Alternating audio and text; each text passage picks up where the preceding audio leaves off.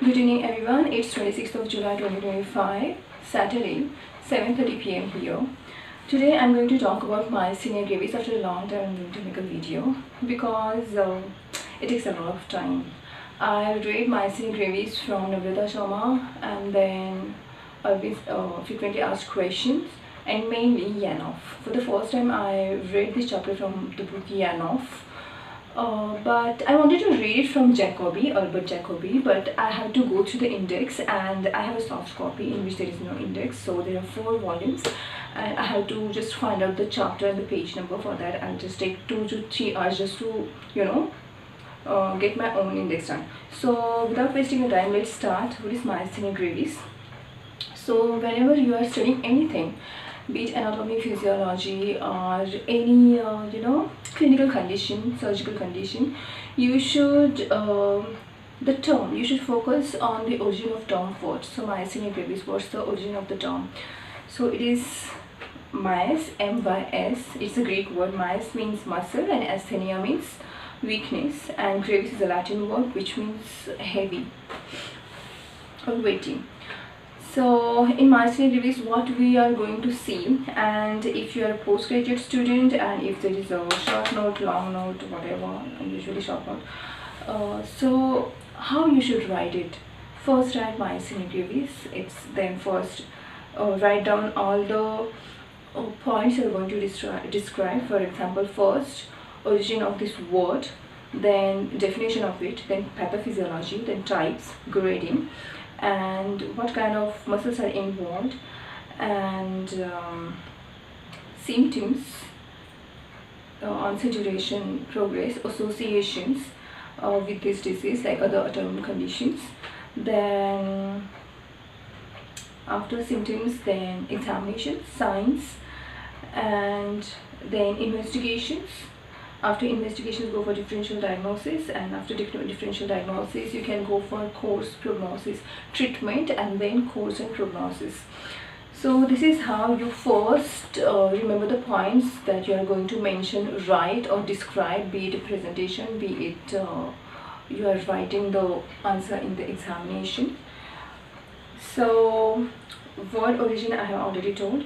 Now what is Myasthenia Gravis? So it is a condition in which the neuromuscular junction, that is the presynaptic acetylcholine receptors, are not presynaptic, postsynaptic acetylcholine receptors on the muscle end plate. These are affected, and because of the antibodies, autoantibodies are formed against these acetylcholine receptors on the striated muscles. So only skeletal muscles are involved, and not the smooth muscles. So autonomic system involvement is not there, because one of the differential diagnoses is Lambert-Eaton syndrome and other conditions like botulinum, in which the autonomic nervous system is involved.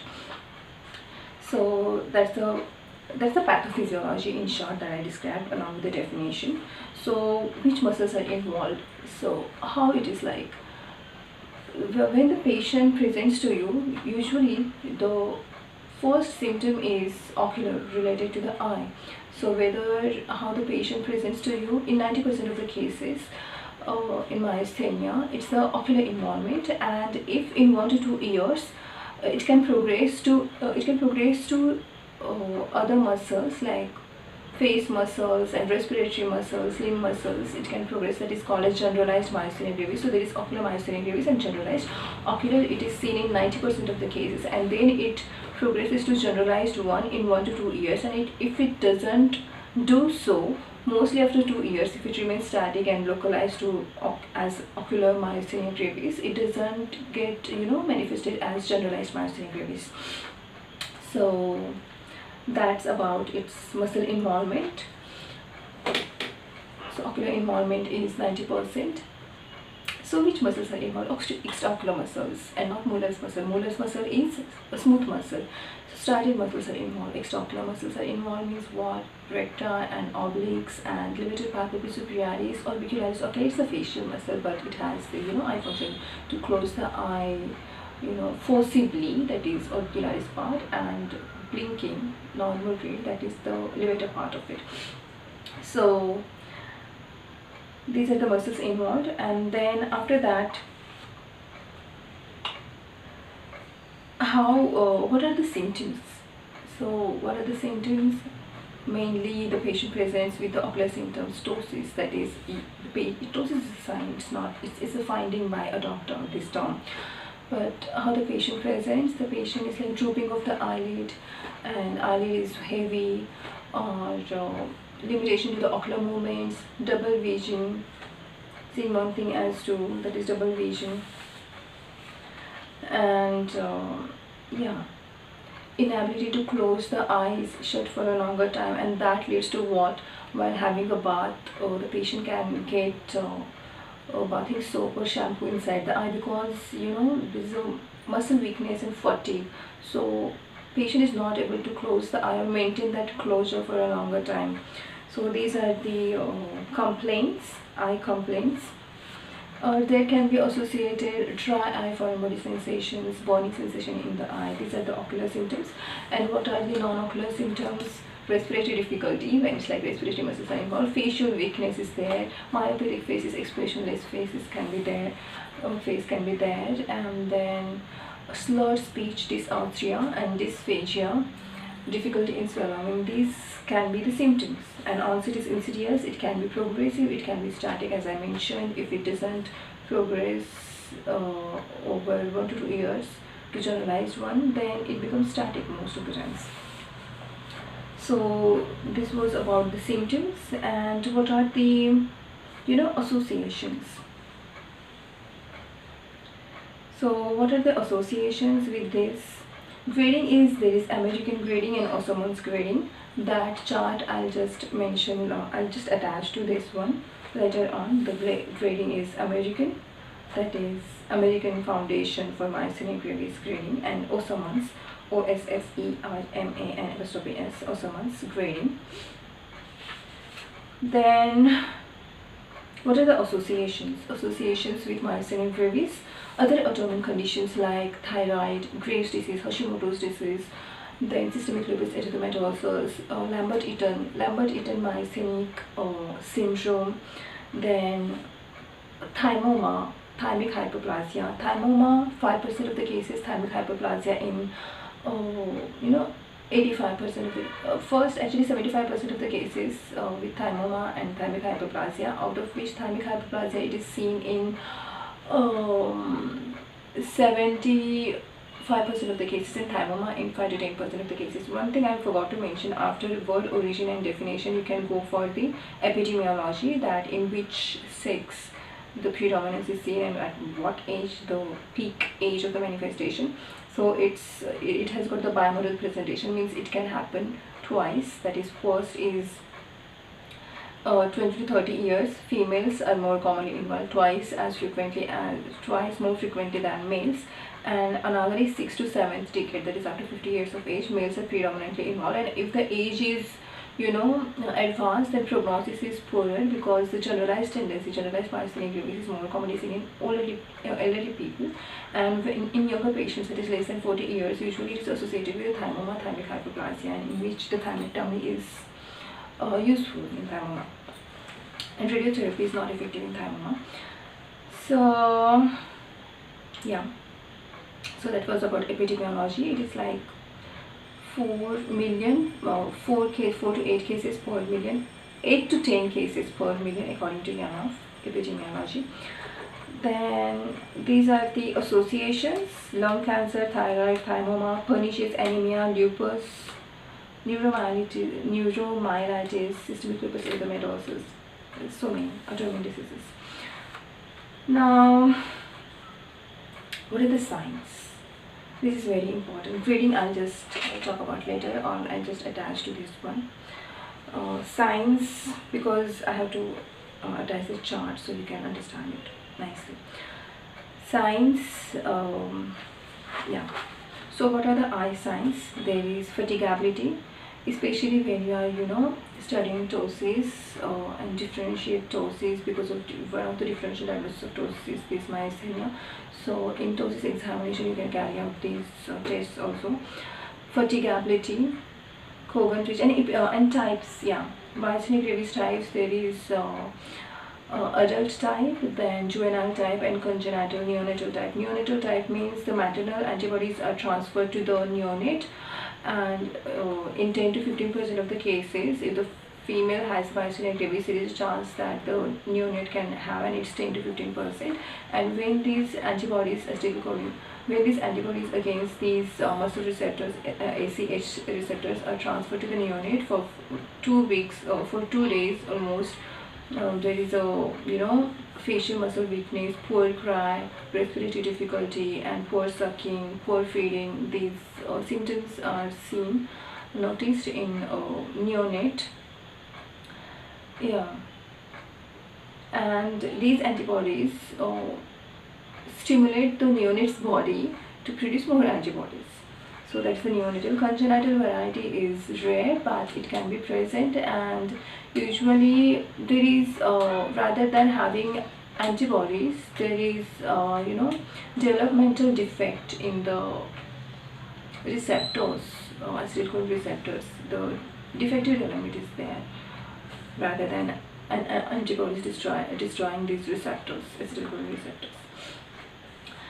So what are the signs? Signs: fatigability on inspection. So you go for signs: fatigability, Kogan's twitch, curtain sign, then bean fang sign. I got it from Yanoff, bean fang sign. I didn't, in Arvind it is not there, in Namrata Sharma it is not there. Bean fang sign, BEINFANG' sign. So this is a curtain sign. Then yeah, the peak sign is there. And other associated findings: nystagmoid movements, which are rare, ocular flutter, and opsoclonus, dancing eye involuntary movements. Ocular flutter, it is usually horizontal, uniplanar, and opsoclonus means these are multiplanar oscillations. Videos I'll just share here. And ocular bobbing means downward movement, downward conjugate jerky movements of the eyes, followed by the slow drift to the primary position, that is the ocular bobbing. These can be present in the myasthenia gravis. Now fatigability means what? Patient is asked to look up. Just show the finger to the patient and ask the patient to look at the finger for around 1 minute and notice the ptosis before and after, and ask the patient there is a worsening of the symptoms. So you can just use the photographic techniques or measurement techniques and Hess chart and Maddox rod to see the difference. And actually there is no time for Maddox rod and Hess chart. You can just go for measurement, ptosis measurement for this fatigability. And it's a subjective and objective. Objective is like you are measuring the ptosis, and subjective is patient is telling whether there is diplopia is improved or not. Or you can just go for the Maddox rod testing. Then Kogan twitch sign. What is Kogan twitch? Kogan twitch means when the patient is asked to look down, just show the finger. Patient is asked to look down for about 20 seconds, and when patient is asked suddenly to go back to the primary position of the eye, then there is brief upward shooting of the eyelid, or oscillatory movements or twitch of the eyelids. That is the Kogan twitch sign. And in Bin Fang sign, patient is asked to close the eyes for 5 seconds, and there is twitching. If the patient is asked to close the eyes for around 5 seconds and patient is asked to open the eye, there are oscillatory movements of the eyes or twitches. This is what Bin Fang sign.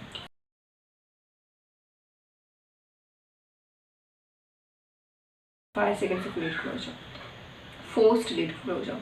Then what is curtain sign? It is because of the Hering's law of equal innervation.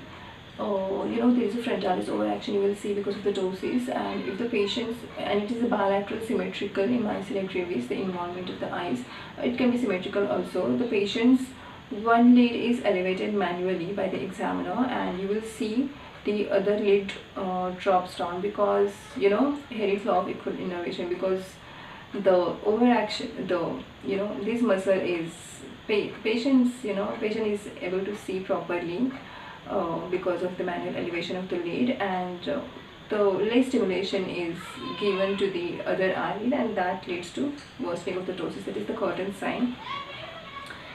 And peak sign. Peak sign means it is because patient is not able to close the eyelid or maintain the forced closure of the eyelids for a longer time. So it's as if the patient is peeking, you know, it's like not complete closure of the eyes. It's a peak sign, and that can be seen after the, you know, forcibly closure of the eye against the pressure that is exerted by the examiner.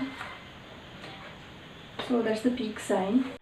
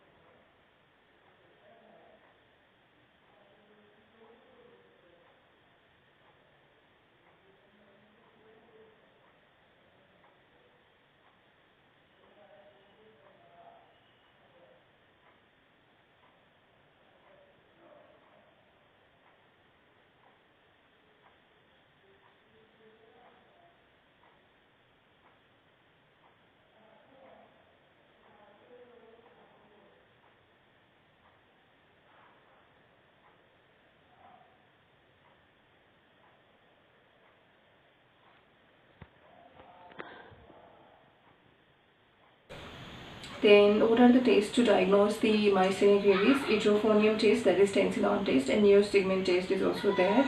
Then race test is there, IcePack test is there. Then serological tests are there, acetylcholine receptor antibodies, anti-striatal muscle antibodies, anti-musk antibodies, and yeah, imaging, electromyography, repetitive nerve stimulation test, or single nerve stimulation test, electromyography. So these kind of tests, muscle biopsy and thyroid function test. So these tests are required in the investigation. So first we'll talk about the hydrophonium test, tensilon test.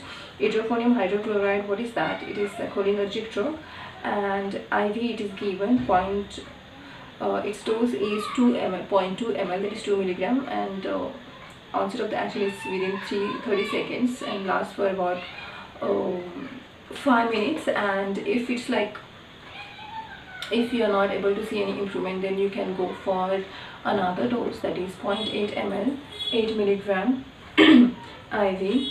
So look for the improvement in the symptoms. So you can go for the photograph before and after of the doses, then measurement of the doses before after, then Hess's chart before and after, or Manoff chart testing. Then if not, you can go for neostigmin with pre-atropinization, atropine sulfate, because it can give rise to cholinergic crisis, this test. So you can cover it up with atropine sulfate 0.6 mg to 0.3 mg intramuscular or IV. So it's 1 cc of atropine sulfate is 0.6 mg. So IM is given before the neostigmine test, and neostigmine dose is 0.03 to 0.04 mg per kilogram in children, and in adults it's given IM, and in adults 1 to 1.5 mg IM is given, and look for the improvement in the symptoms. Then another is hydrophonium hydrochloride test. It can be falsely positive in multiple sclerosis, amyloid lateral sclerosis, Lambert-Eaton syndrome, Guillain-Barré syndrome, or Bartle-Apex syndrome due to the metastasis.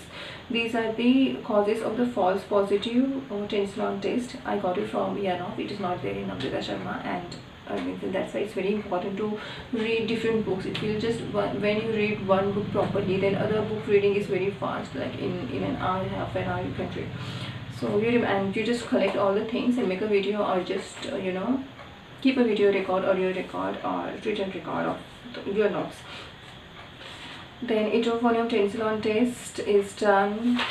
The neostigmine test is done. If the patient is allergic or you don't want to take a risk, then go for the ice pack test, or go for the resting test. Patient is asked to rest in a dark room for around 30 minutes, and then go for the look for the improvement of the symptoms before and after photography shot by doctor test. Then ice pack test, around 2 minutes ice packing, and what it does is that it decreases hydrolysis or degradation of the acetylcholine by the acetylcholine esterase, so there is improvement in the symptoms.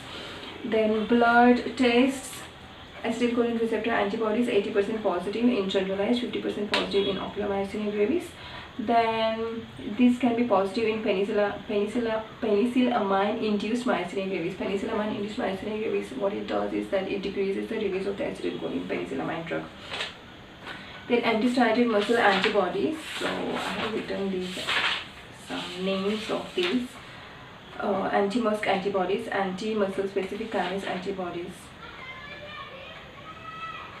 and anti-striated muscle antibodies.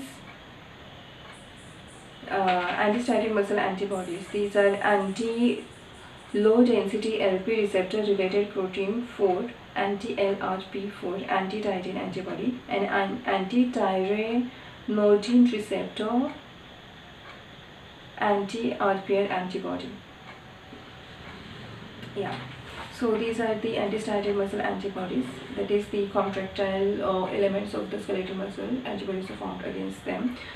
So yeah, and anti-MuSK, anti-muscle specific kinase antibodies. So what kind of antibodies are there? Anti-receptor antibodies, anti-striated muscle antibodies like anti-tyrine and all, and anti-MuSK, anti-muscle specific kinase antibodies.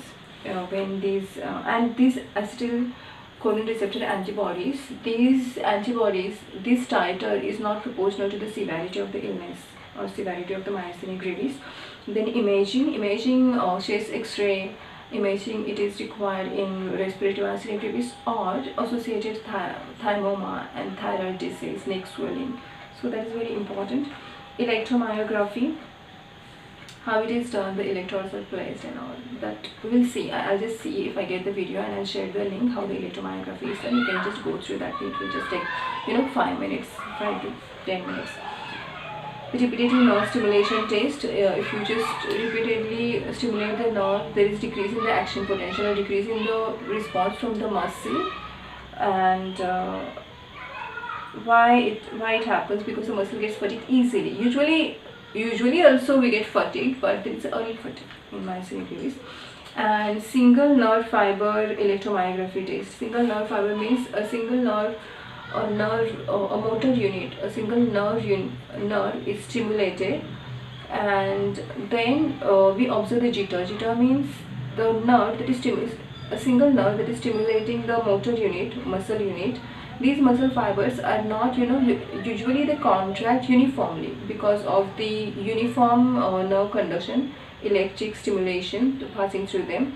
But if they don't pass, uniformly in myasthenia gravis, then the jitter is produced, and that non-uniformity is called as jitter, and that indicates the neuromuscular junction defect. Then muscle biopsy at the neuromuscular junction, will see those folds, synaptic folds are less, and the inflammatory reaction you will see. And thyroid function test, because of the associated thyroid disease creates and Hashimoto's, that is elevated thyroid usually. So what's the treatment? So treatment, there is a medical treatment. You can go for conservative management and surgical management. We'll see what are these.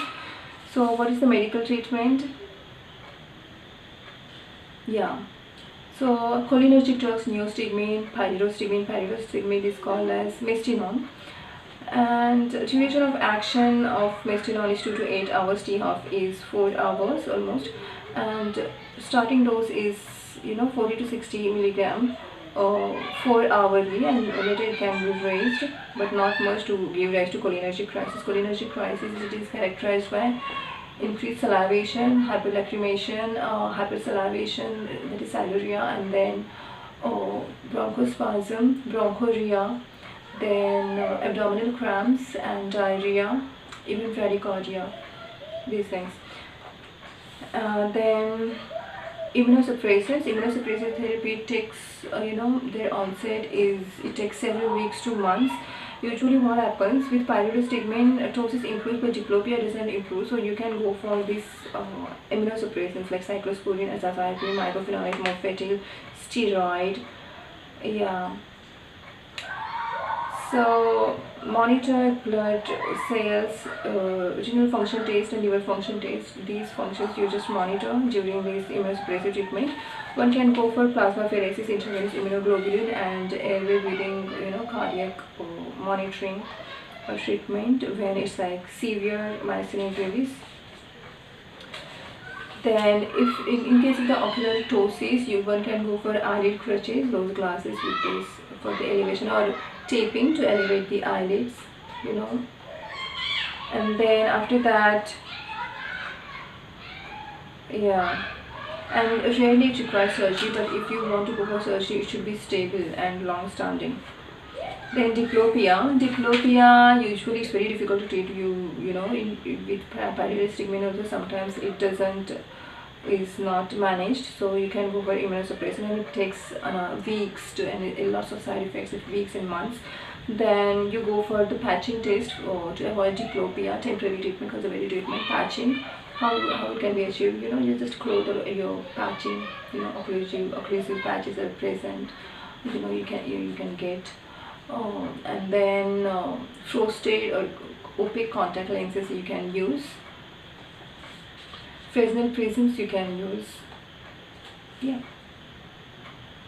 And alternate patching, especially in case of the children. And botulinum injection in case of the contracture. Then lack of thymus means inability to close the eyes. It's not about closing the eyes completely, it's about fatigue. Sometimes the lack of thymus, intermittent lack of thymus can be seen. So what happens during the bathing, you are not able to, the patient is not able to keep the eyes shut, forcibly. So what happens, the patient gets the bathing shampoo and bathing soap and shampoo inside the eye. So to avoid that, one can go for non-irritant shampoos, mild soft shampoos and soap. Nystagmus, it is a rare sign, so if it is there, then horizontal rectal recession to decrease the amplitude of nystagmus, and surgery is to achieve the null point, to correct the head posture. And thymectomy is done. It is beneficial. And what are the factors which cause the precipitation of the myasthenia gravis? So these are the infection, stress, drugs. What are the stress? Extremes of the temperature, fever and cold. Then towards the evening, because of the fatigue, then there is the diurnal variation is seen. Then extreme temperature, bright light, and pregnancy, menstruation. And what are the drugs which can cause, which can precipitate these? These are fluoroquinolones, aminoglycosides, macrolides, chloroquine, quinine, quinidine, procainamide, lidocaine, lithium, magnesium, They include promazine, prednisolone, phenytoin, beta blocker, calcium channel blocker. So many drugs are there. At the end of this video also I might repeat these drugs and how they either they will block the calcium channels or either they will alter the acetylcholine release, and this is how they will aggravate or precipitate the myasthenia gravis. And what's the difference between myasthenia gravis and myopathy? There is a fatigability, there is Kogel's tweet sign and eye spec test, hydrophenium test, and all these tests, eye tests are positive in myasthenia gravis, and it happens at any age, and diplopia is present in myasthenia gravis, and diplopia may be present or may not be present in myopathy, and these signs are absent in myopathy. And what is the in pathophysiology? You can write some additional points. In pathophysiology, the genetic association is HLA-B, human leukocyte antigen, HLA-B8, HLA-DR3, and HLA-B7, HLA-DR2. Association is seen in age more than 40 years. Yeah, strabismus surgery is usually if it is like stable and long-standing, then it is done, but usually it is inappropriate in active myasthenia gravis.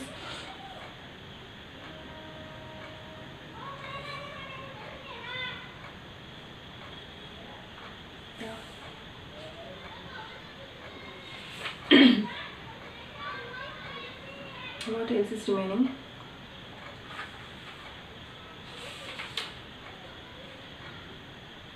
Yeah, diabetes mellitus is also one of the associations along with the other autoimmune diseases.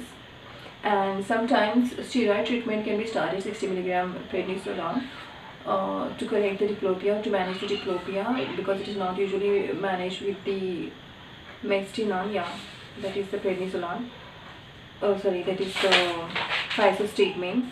So what you can go for the prednisolone, but sometimes what happens is a contradictory worsening of the myasthenia gravis sometimes. And what is the course and outcome of this myasthenia gravis? Usually the symptoms can be managed and prognosis is good. Rarely it can lead to the respiratory paralysis and death, especially in elderly individuals more than 50 years. And if the ophthalmic manifestations or ocular myasthenia gravis, if it doesn't progress it doesn't involve other muscles and doesn't progress to other muscle involvement, then in 2 years, then it is less likely to progress or less likely to become generalized later in time. Yeah.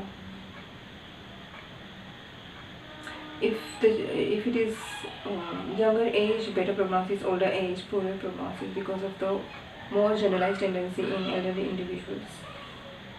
So spontaneous remission is seen in 10 to 20% of the cases. Generalized disease is seen in 50 to 80% of the cases. So that was all about the myasthenia gravis. And what are the differential diagnoses of the myasthenia gravis? There are so many differential diagnoses. There is a nice chart in the Yanoff that I'm going to read, and I'm going to share that picture here. So you can go through that chart, and you can go through certain videos for opsocronus, ocular bobbing, Kogel's tweet sign. And there are very nice videos on ocular signs in myasthenia gravis and tests, so you can go through them. Yeah, so just have a look at these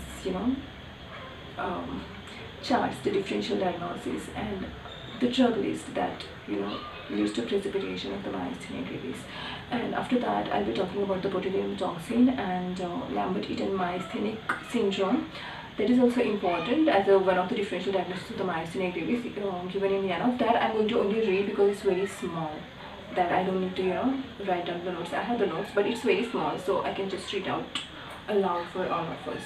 I don't know, there is no any software that reads these, takes soft copies for us. One should develop such kind of software. If I was a computer engineer, I would develop a software which would read these all soft PDF files for me, and I don't need to mention, I don't need to read things, and I can just listen, because when it's a revision, I just focus on ears and not just visual memory. So yeah, bye, and you can just go through these next 2 parts. It is differential diagnosis. So I'm going to read This chart nicely given. Disorders of the neuromuscular transmission: myasthenia gravis, botulism, Lambert-Eaton myasthenic syndrome, organophosphate black widow spider, lactorectus, Mactins, bite, tick paralysis, scorpion toxin. So myasthenia gravis, autoimmune disease, location post-synaptic, defect is antibodies to acetylcholine receptor. Symptoms: ptosis, diplopia, weakness, improves with rest. Treatment: pyrrostigmine, that is mestinone, corticosteroids, immunosuppressants, thymectomy. Now botulism, the causative agent is Clostridium botulinum. Infection, they secrete the neurotoxin. There are 8 different types and 3 are out of which type A is the most severe one. Presynaptic, they impair the release of the acetylcholine from the presynaptic nerve endings. That leads to ptosis, diplopia, tonic pupils, accommodative impairment, verbal weakness, and cholinergic blockage. So in this, there is no just isolated ocular symptoms are not there in botulism. You will see the bulbar symptoms and autonomic symptoms also. And pupillary involvement is also going to be tonic and light near dissociation. What is light near dissociation? Means accommodation reflex present and light reflex absent. It is because the pretextual nucleus is involved in light reflex but not involved in it is not required for this accommodative reflex. So that we will talk that on that when I'm talking about the optic nerve. I'll just talk about all these reflexes and abnormalities of the people. So respiratory support, antitoxin, horse serum or baby big intravenous immunoglobulin for infantile botulism. Hypersensitivity needs to be checked if horse serum to be used. Lambert-Eaton myasthenic syndrome, it is paraneoplastic. So it is a presynaptic. Antibodies are formed against the calcium, voltage gated calcium channels which are present on the presynaptic nerve endings. That leads to decrease in the release of the acetylcholine and rarely ptosis, diplopia, proximal muscle weakness, autonomic dysfunction. So here in Lambert-Eaton myasthenic syndrome, autonomic nervous system is also involved and smooth muscles are involved and skeletal muscles are involved, and repeated muscle movement, voluntary contraction is going to improve the performance in contradiction to myasthenia gravis. So treat malignancies: T4 diaminopyridine. What is the treatment for the Lambert-Eaton myasthenic syndrome? Malignancy, because it is associated with small lung cell carcinoma, as a paraneoplastic syndrome it is seen. So yeah, treat the malignancies, quit the smoking. Then treatment: T4 diaminopyridine, corticosteroids, immunosuppressants. T4 diaminopyridine, what it does, it increases the potassium channels and it enhances the release of the acetylcholine. Immunosuppressants. Organophosphate toxicity, as we know, there is cholinergic crisis. Synaptic insecticidal chemical warfare. This how it acts, it inhibits the acetylcholine esterase, so it leads to increase in the acetylcholinergic activity. So all the cholinergic symptoms like sialorrhea, bronchorrhea, bronchospasm, abdominal cramps, and hyperlacrimation, rapid respiratory failure, muscle twitching, mental status changes, pupillary miosis is there, that's important.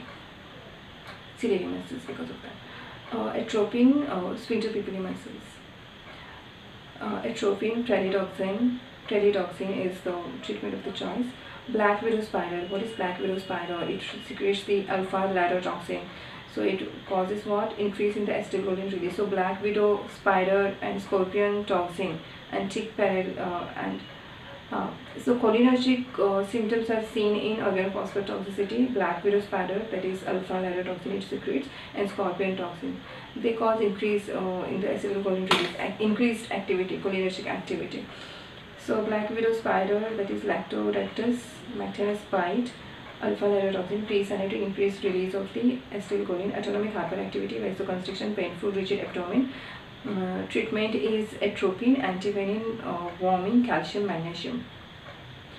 Then scorpion toxin, it is toxic, presynaptic, increased release of the acetylcholine, agitation, respiratory failure, blurred vision, abnormal eye movements, jerking of extremities, autonomic dysfunction. Again, atropine is given, antivenin is given, supporting measures, and calcium. So in cholinergic crisis, in these two toxins, calcium, magnesium, atropine and antivenin are given. And then tick paralysis, in which impaired acetylcholine release or decrease in the acetylcholine function in tick paralysis, botulinum, Lambert-Eaton myasthenia gravis and myasthenia gravis.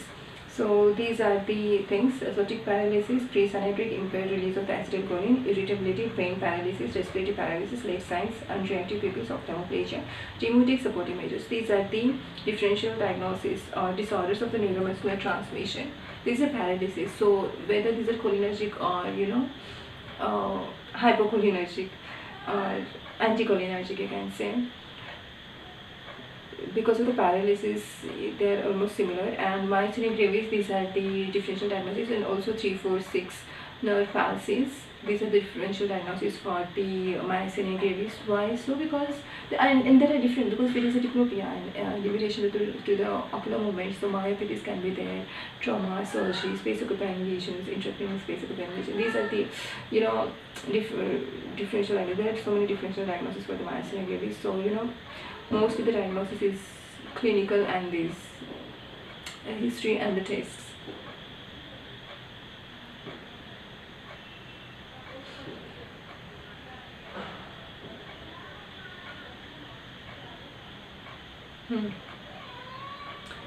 So differential diagnosis of neuromuscular junction myasthenia gravis, thyroid eye disease, botulism, Lambert-Eaton myasthenia gravis, Guillain-Barré syndrome, progressive external ophthalmoplegia. So thyroid eye disease, pupils are normal in myasthenia gravis, thyroid eye disease, and in Lambert-Eaton myasthenia syndrome usually normal, and Guillain-Barré syndrome, this can be normal, poorly reactive, and progressive external ophthalmoplegia normal. So these are pupils are defective in botulinum toxin and Guillain-Barré syndrome, and maybe in Lambert-Eaton myasthenia gravis. And ocular motility, it is affected in myasthenia gravis, but forced reduction test is negative. In thyroid eye disease, forced reduction test is positive. Ocular motility, restricted ocular motility is there. Botulism, ophthalmoparalysis is there, and even internuclear ophthalmoplegia is there. Now what is that? It is because of the medial longitudinal fasciculus. Internuclear ophthalmoplegia, there is a connection between the 6th nerve and the 3rd nerve and the frontal eye field. It gives if you want to look on the right side, the right lateral rectus will be stimulated and left medial rectus will be stimulated. So left oculomotor nerve and right sixth nerve connection, and vice versa for the opposite side is same. So that connection, these connecting fibers and medial longitudinal fasciculus coming from the parapontine reticular formation from the same side. Suppose if you want to see on the right side, so it is the right parapontine reticular formation is stimulated by the left frontal eye field. So that is the medial longitudinal fasciculus, and that establishes communication between the 3rd nerve for the conjugate eye movements and also the reflex eye movements, 3rd nerve and 6th nerve, and also 8th nerve, the vestibular reflexes. So that's thing that is affected in botulinum toxin. And in Lambert-Eaton myasthenic syndromes, ocular motility is usually normal. Ocular motility in Guillain-Barré syndrome is normal, or there can be paralysis. In progressive external ophthalmoplegia, ocular motility is slowly progressive, symmetrical ophthalmoparalysis. There is a paralysis, and that is progressive as the name suggests, and it is slow progressive. Now lead signs are present in myasthenia gravis, ptosis and Kuber's lead sign. Thyroid eye disease, lead retraction is there, lead lag is there. Lead lag means in patient looks down, the eyelid doesn't follow the lead, and there is there is a lead lag. So lead edema, botulinum toxis is present. Lambert-Eaton myasthenic syndromes, usually leads are normal. Guillain-Barré syndrome, ptosis is present. External progressive ophthalmoplegia, slowly progressive ptosis is there. Other ocular findings in myasthenia gravis, no, not present. Thyroid eye disease, conjunctival infection, keratoconjunctivitis sicca, transverse of the eye. Exophthalmos, optic neuropathy present. Botulinum, other ocular signs are not present. Lambert-Eaton myasthenic syndromes, keratoconjunctivitis sicca is present. Guillain-Barré syndrome, other ocular signs symptoms not present. Progressive external ophthalmoplegia may have pigmentary retinopathy. Now for ocular systemic findings in myasthenia gravis, fluctuating weakness that improves with rest. In thyroid eye disease, symptoms of hypothyroidism may be present, but tremors and all, weight loss, excessive sweating. Botulism, limb weakness, bulbar signs, respiratory failure. Bulbar signs means dysarthria, dysphagia, respiratory failure and urinary retention and constipation. Lambert-Eaton myasthenic syndrome, autonomic and limb weakness that improves with repetitive testing. Guillain-Barré syndrome, facial diplegia, limb weakness, sensory symptoms, reflexia, respiratory failure. Progressive external ophthalmoplegia, varying degrees of multisystem involvement due to mitochondrial disorder in progressive external ophthalmoplegia. These are the other systemic findings in these diseases, which are the differential diagnosis of the neuromuscular junction. So the drugs which can cause or precipitate the myasthenia gravis, penicillamine. It causes the myasthenic syndrome that may be associated with autoantibody production. Many antibiotics decrease the production or release of acetylcholine, including the aminoglycoside agents, streptomycin, neomycin, kanamycin, gentamicin, tobramycin, amikacin, biomycin. These are the aminoglycosides. Then bacitracin, polymyxin A and B, cholesterol, and the monoblastic amino acid antibiotics, lincomycin and clindamycin. Rarely worsening of myasthenia occurs with erythromycin or following iodinated contrast administration. All neuromuscular blocking agents such as botulinum, toxin, curare and depolarizing agents, both presynaptic and postsynaptic transmissions, anti-arrhythmic agents including procainamide and quinidine can cause or worsen myasthenia gravis. Phenytoin, beta blockers, cisplatin, phenothiazine, statins and tetracyclines may have similar effects.